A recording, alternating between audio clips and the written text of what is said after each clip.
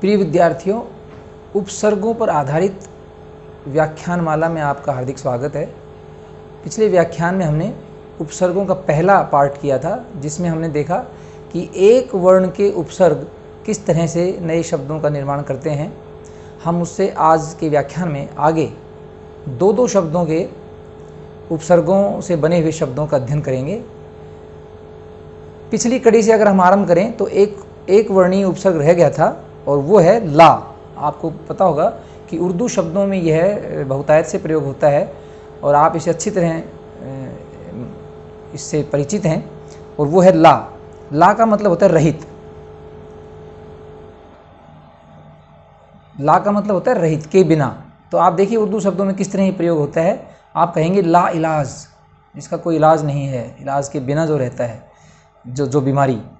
आप कहेंगे लापरवाह, जिसको कोई परवाह नहीं है, परवाह के बिना, वो होता है लापरवाह। आप कहेंगे लाचार, जिसके पास कोई चारा नहीं बचा, उसको हम क्या बोलते हैं? लाचार। आप कहेंगे लाजवाब, जिसका जवाब नहीं, जिसका कोई जवाब नहीं सूझता, उसको हम क्या बोलते हैं? लाजवाब। तो ऐसे आप ला से शब्द बनाते हैं। तो देखें कि आगे दो वर्णों के उपसर्ग किस तरह से नए शब्दों का निर्माण करते हैं। तो ये तो हो गया ला का। और उसके बाद अब देखिए, तो 21 हम एक वर्णीय उपसर्गों की संख्या निर्धारित की। इससे ज़्यादा और भी हो सकते हैं। हमने जो प्रसिद्ध उपसर्ग हैं उन्हीं को लिया है, और भी हो सकते हैं। अब हम दो के देखते हैं। तो 22 में से हम शुरू कर रहे हैं दो के। जैसे सबसे पहला आता है अति। अति आपने शब्द सुना होगा, अति सर्वत्र वर्जयेत। एक संस्कृत में सूक्त भी आता है, जिसका मतलब होता है कि भाई अति हर चीज़ की बुरी होती है। तो अति इंडिपेंडेंट वर्ड भी प्रयोग होता है और उपसर्ग के रूप में प्रयोग होता है, और इसका मतलब होता है अधिक, अतिरिक्त जो शब्द होता है। तो एक तो इससे बनेगा शब्द, आप देखिए अतिक्रमण शब्द होता है। जो क्रम से जो चीज़ है उसको कोई भंग करता हुआ आगे जाए तो उसको हम क्या बोलते हैं? अतिक्रमण करते हैं। अच्छा, आजकल क्या है कि जमीन आदि का भी अतिक्रमण होता है। जो उनकी सीमा में नहीं आती, उसको अगर कोई हड़पने की कोशिश करता है तो हम क्या कहते हैं? वो अतिक्रमण कर रहा है। अतिक्रमण क्षेत्र का होता है। तो भूमि का तो होता ही होता है, जिसके लिए कानूनी कार्रवाई की जाती है। अतिक्रमण किसी के अधिकारों का भी होता है। जो चीज़ आपके अधिकार में नहीं है, अगर वो आप प्रयोग करने लगें किसी दूसरे के अधिकारों का, तो भी उसको हम कहेंगे अतिक्रमण कर रहा है। तो ये है अतिक्रमण का मतलब। क्रमण जो शब्द है ना, क्रम से बना हुआ है। तो क्रम के विपरीत जो कोई कार्य करेगा, क्रम से अधिक जो कार्य करेगा, जितना उसकी सीमा है उसे अधिक जाके करेगा, तो हम उसको क्या बोलते हैं? अतिक्रमण बोलते हैं। ये ज़्यादातर नेगेटिव सेंस में प्रयोग होता है। फिर है, अच्छा अब आप देखिए संधि का भी इसमें प्रयोग होता है। उपसर्गों में मैंने बताया था कि संधि का भी प्रयोग हो सकता है। तो किसी का जो व्यवहार है वो अगर अधिक, मतलब सीमा से अधिक हो जाए, जिसकी जरूरत नहीं है, तो उसको हम क्या बोलते हैं? अति आचार। और इसमें संधि से क्या बन जाएगा? ये यण संधि से क्या बन जाएगा? ये अति प्लस आचार, ई और आ मिल के या बन जाएगा और तय आधा रह जाएगा। तो क्या बन जाएगा? अत्याचार। इसी तरह आप अत्यधिक और अधिक, अधिक, इसलिए हम अति भी अधिक का पर्याय है और अधिक अपने आप में है, तो और अधिक, तो अत्यधिक को भी आप कर सकते हैं। इसी तरह आप अतिरिक्त अलावा, जैसे होते हैं ना के अलावा, उसको हम क्या बोलते हैं? अतिरिक्त। तो इस तरह कितने आप शब्द बना सकते हैं, ठीक है ना।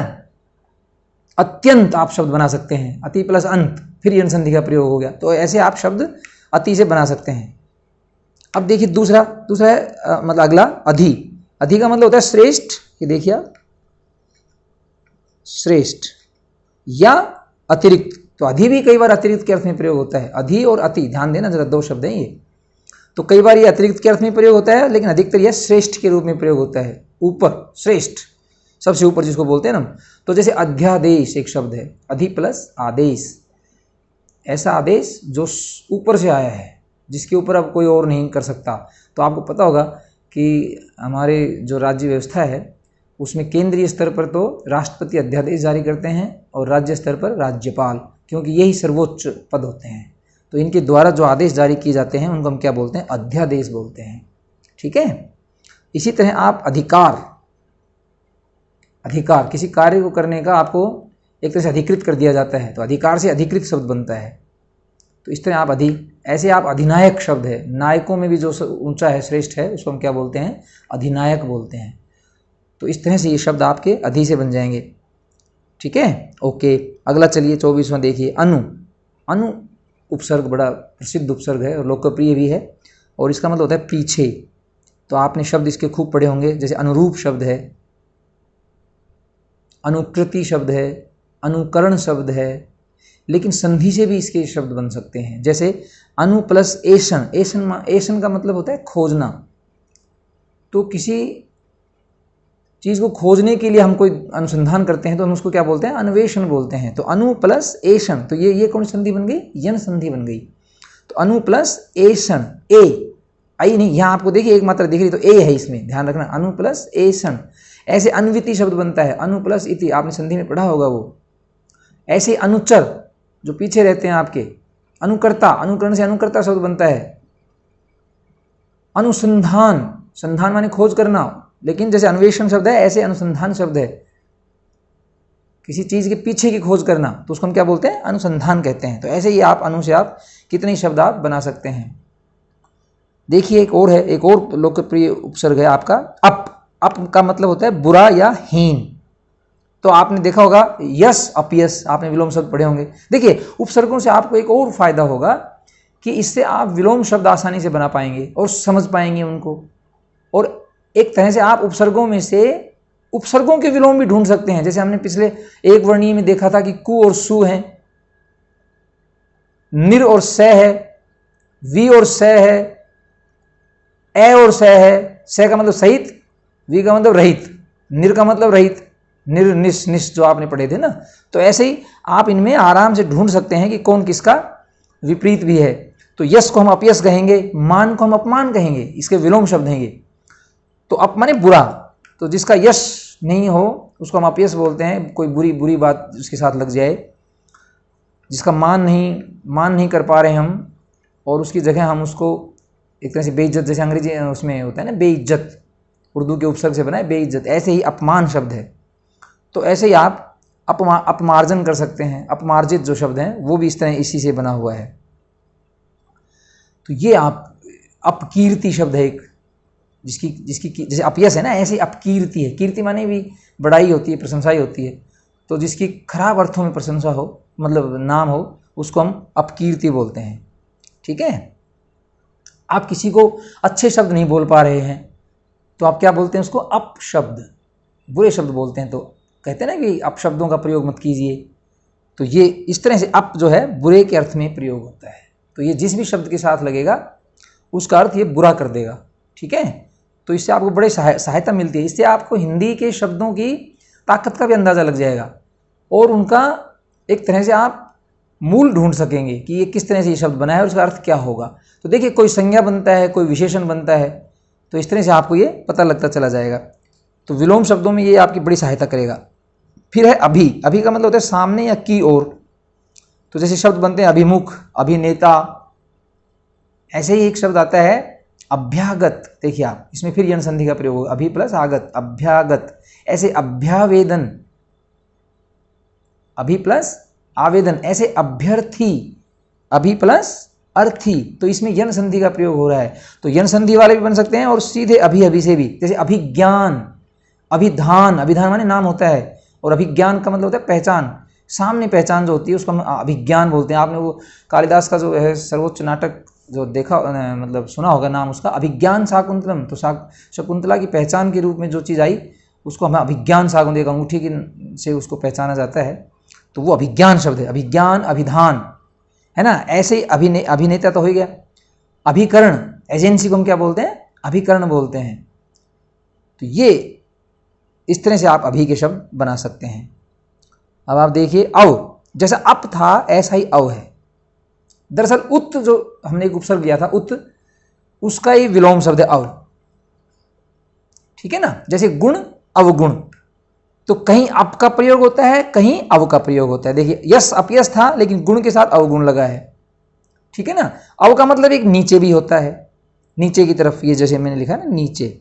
तो जैसे अवतरण, कोई ऊपर से नीचे की ओर उतरता है तो हम उसको क्या बोलते हैं, अवतरण। आपने देखा होगा अपनी परीक्षा में लिखा जाता है कि नीचे दिए गए अवतरण को ध्यान से पढ़कर उसके उसके नीचे दिए गए प्रश्नों के उत्तर दीजिए। तो अवतरण है, प्रस्तुत अवतरण हमारी पाठ्य पुस्तक से लिया गया है। तो अवतरण का मतलब कहीं से उतारा है उसको, इसलिए उसको तो नीचे उतारा है कहीं से, तो इसलिए इसका नाम अवतरण पड़ा है। तो इस तरह से ये शब्द बनते हैं। अवमानना,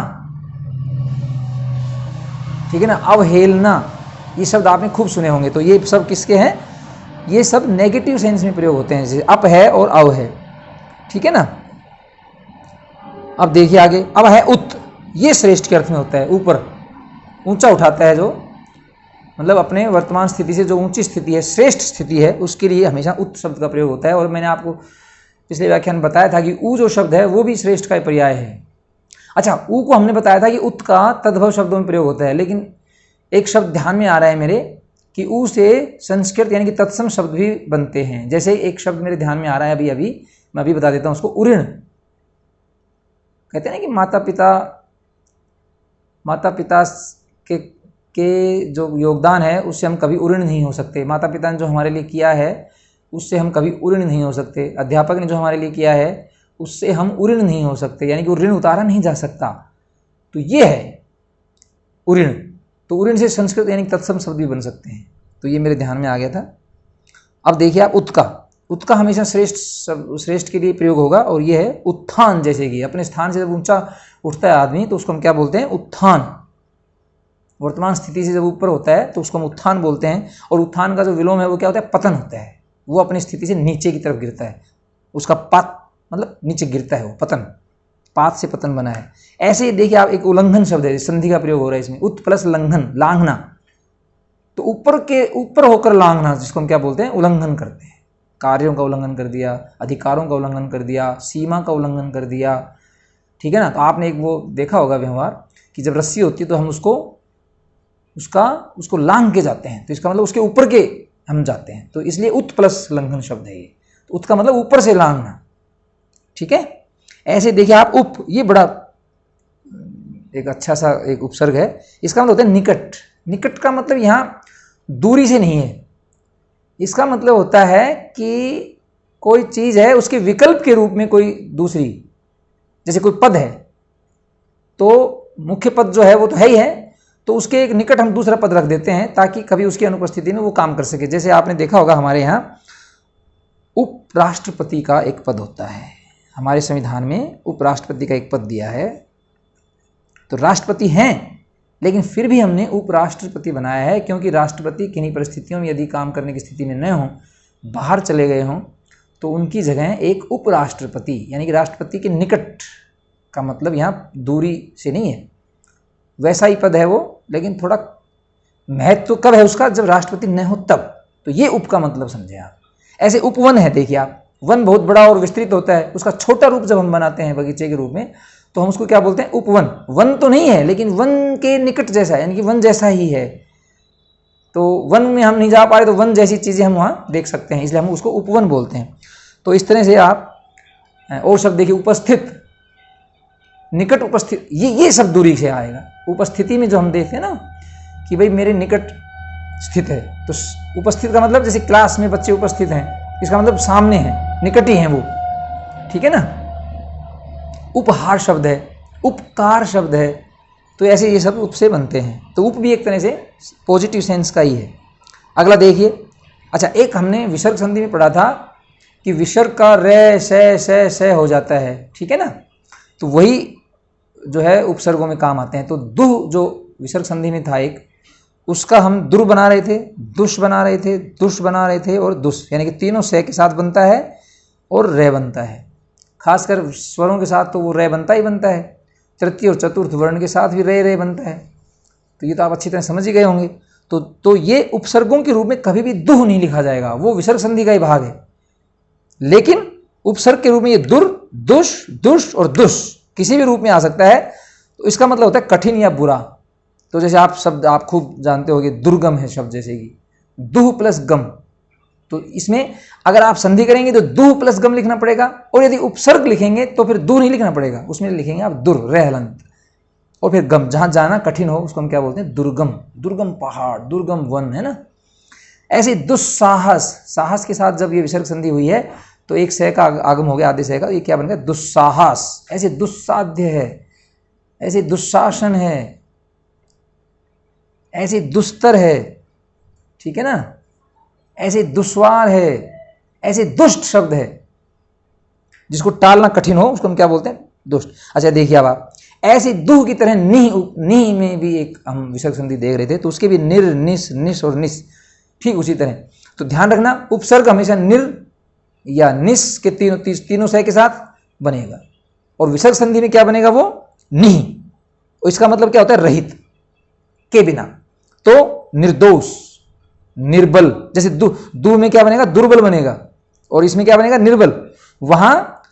वहां क्या है? बल नहीं है, बल मतलब कम है, और यहां निर्बल में बल है ही नहीं, बल रहित। तो यहां रहित अर्थ है, वहां पर बुरा या कठिन है, मतलब बल नहीं है उसमें इतना, दुर्बल, दुबला पतला जैसे बोलते थे जिसको, रहित। निर्दोष हो गया, निष्काम हो गया, निष्कपट हो गया, निश्चेष्ट हो गया, निश्चल हो गया। आप कैसे शब्द बना सकते हैं? कहीं आपका तालव्य विषय आएगा, कहीं आपका मूर्धन्य से आएगा, कहीं आपका, वो संधि में आपने देखा है। तो संधि का इसमें बड़ा उपयोग है नी और दुर में, तो ध्यान रखना। अच्छा, कभी भी निर्दोष, निष्काम, निष्कपट, निश्चल, निश्चल,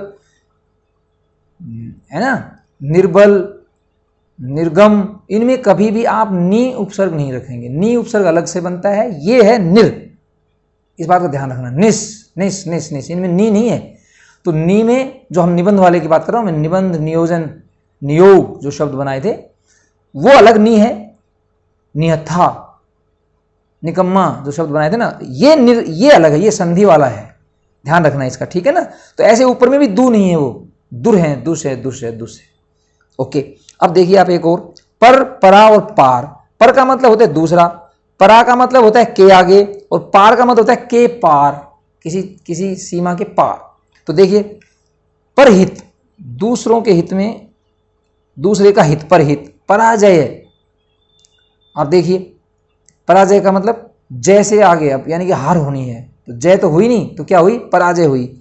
फिर पारपत्र, पारपत्र किसको बोलते हैं? कोई ऐसा पत्र है जो पार जाने के लिए काम आता है। तो आपको एक मैं शब्द बताता हूँ अंग्रेजी में जो बड़ा प्रसिद्ध है, इसको आप कभी प्रयोग नहीं करते लेकिन उसको प्रयोग करते हैं। पासपोर्ट जो शब्द है उसको हिंदी में क्या बोलते हैं? पारपत्र। पार जाने के लिए जो पत्र होता है, सीमा पार जाने के लिए किसी दूसरे देश में, उसको हम क्या बोलते हैं? पारपत्र बोलते हैं।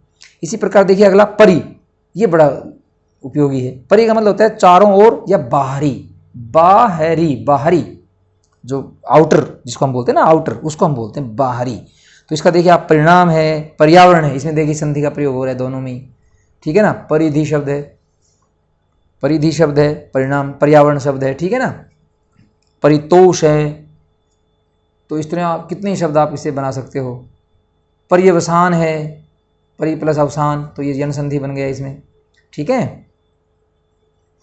अब आगे देखिए, प्रति, एक बड़ा लोकप्रिय है ये, प्रति के विरुद्ध या सामने या एक, जैसे प्रतिरूप, प्रतिदिन, लेकिन संधि में भी ये संधि का भी इसमें प्रयोग हो सकता है, प्रत्येक, ठीक है ना। प्रत्यर्पण, और प्रति के साथ भी होता है प्रतिहिंसा, प्रतिहिंसा, ओके।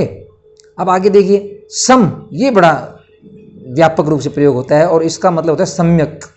सम्यक ही शब्द इसके लिए उपयुक्त है, उचित, अच्छा, अच्छे के लिए प्रयोग होता है ये। तो सम्मान है, संसार है, संवेदना है, संलयन है, संवरण है, संहार है, संसार है, संस्कृत है, संस्कार है, ये कितने ही आप, संयोग है, संरचना है, कितने ही शब्द आप इससे बना सकते हैं। बहुत सारे शब्द हैं, जितने भी अनुस्वार के शब्द हैं वो सारे इससे बन जाएंगे, और डबल में वाले तो हैं ही हैं इसमें। सम्मान है, सम्मति है, ठीक है। अगला देखिए, स्व, स्व, एक था सु जिसका मतलब अच्छा होता है, एक है स्व जिसका मतलब होता है स्वयं। तो स्वाधीन, अपने अधीन जब होता है आदमी तो स्वाधीन बोलते हैं, स्व प्लस अधीन, ये दीर्घ संधि बनी है। ऐसे स्वतंत्र, अपना जब तंत्र होता है तो उसको हम क्या बोलते हैं? स्वतंत्र बोलते हैं। तो हमारी स्वतंत्रता आंदोलन चलाए था, आपको पता होगा। तो ये है स्वगत, स्वयं से जो कोई बात कहता है उसको हम क्या बोलते हैं? स्वगत कथन, ठीक है ना। स्वयंवर, जो स्वयं अपना वर्ण करे, अपने वर को चुने, उसको हम क्या बोलते हैं? स्वयंवर। ऐसी व्यवस्था जिसमें अपने वर का स्वयं वर्ण किया जाता है, स्वयं वर्ण, ठीक है। फिर अगला देखिए, पुरा, पुरा का मतलब होता है पुराना। पुरातत्व विभाग आपने नाम सुना होगा, आर्कायोलॉजिकल जो डिपार्टमेंट है हमारा, वो पुरातत्व विभाग कहलाता है, जिसमें पुरानी चीज़ों का अनुसंधान किया जाता है। ऐसे पुरातन का मतलब भी पुराना ही होता है, ठीक है ना, पुरावशेष, ठीक है, पुरा प्लस अवशेष। ऐसे सह का मतलब साथ, के साथ, जैसे सहपाठी, सहयोग, सहोदर। देखिए सहोदर में संधि है, सह प्लस उदर, गुण संधि है इसमें, सह प्लस उदर, सहोदर। समझते हो ना सहोदर किसको कहते हैं, कि एक ही पेट से जन्मे, यानी कि सगे भाई या बहन, उसको हम क्या बोलते हैं, सहोदर। बहन को हम सहोदरा बोलते हैं अगर स्त्रीलिंग है तो, और भाई भाई है तो सहोदर भाई, ठीक है, सहोदर। ऐसे सम देखिए आप, सम माने देखिए वो सम में हलंत का था, ऊपर जो हमने सम्यक दिया ना, उचित, जिसका अर्थ होता है वो में हलंत है, वो अनुस्वार में बदल जाता है या आधा में का में रह जाता है, ओके। लेकिन ये सम का मतलब समान, ये इंडिपेंडेंट शब्द प्रयोग होता है, और उपसर्ग के रूप में भी होता है समान।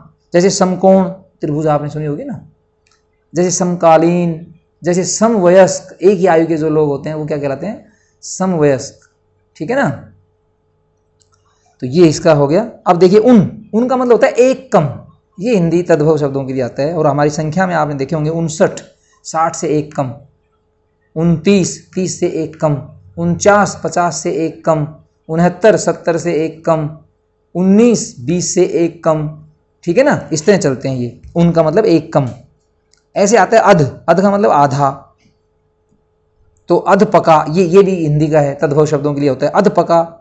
देखिए संस्कृत में अर्ध है और हिंदी में उसका जो तद्भव रूप बना है वो क्या है, अध। तो अध उपसर्ग से उपसर्ग है, और इसका जो शब्द बनता है वो क्या बनता है, आधा, ठीक है ना। तो ये उपसर्ग के रूप में तो अध ही प्रयोग होगा, आधा तो फिर अलग से बन जाता है, विशेषण हो जाता है वो। अध पका, अध मरा, अध जला, ठीक है ना, अध कचरा, ये जब सब सारे अध से बनते हैं। अब देखिए आगे भर, भर माने पूरा, जैसे भरपेट, भरसक, ठीक है ना। भरसक का मतलब शक्ति भर, शक का मतलब है सकना, जो सामर्थ्य है ना उसके लिए प्रयोग होता है ये। तो जितने सामर्थ्य, पूरी सामर्थ्य लगा के जो काम होता है उसको हम कहते हैं भरसक प्रयत्न किया, ओके, भरपेट भोजन किया। आगे देखिए बद, ये कुछ उर्दू के भी हैं इसमें। तो जैसे बद माने बुरा होता है, तो जैसे बदनाम, बदनीयत, बदसूरत, ठीक है ना, इस तरह से शब्द होते हैं। बदबू जैसे बोलते हैं, बू माने गंध, तो अच्छी गंध को खुशबू और बुरी गंध को बदबू, तो बू मूल शब्द है इसमें। ऐसे बदसूरत में सूरत मूल शब्द है और बद उसके आगे लगा हुआ है। बदनाम में भी ऐसे ही है। आगे देखिए खुश, इसका उल्टा है बिल्कुल, अच्छा, खुश किस्मत, खुशबू, खुशहाल, खुशनुमा मौसम होता है ना जैसे, तो इस तरह आप खुश के बना सकते हैं। ऐसे हम एक उपसर्ग है उर्दू में। हम जो है ना, हिंदी में हमारे जो तत्सम और उसमें हिंदी में जो शब्द है वो क्या है, सर्वनाम है ये हम, वी। लेकिन उपसर्ग के रूप में एक समान के अर्थ में होता है उपसर्ग के रूप में। उर्दू का है ये, जैसे हम शक्ल, एक जैसी शक्ल के लोग, जैसे हम शक्ल भाई है ना, हम शक्ल लोग। हम वतन, एक ही वतन के लोग,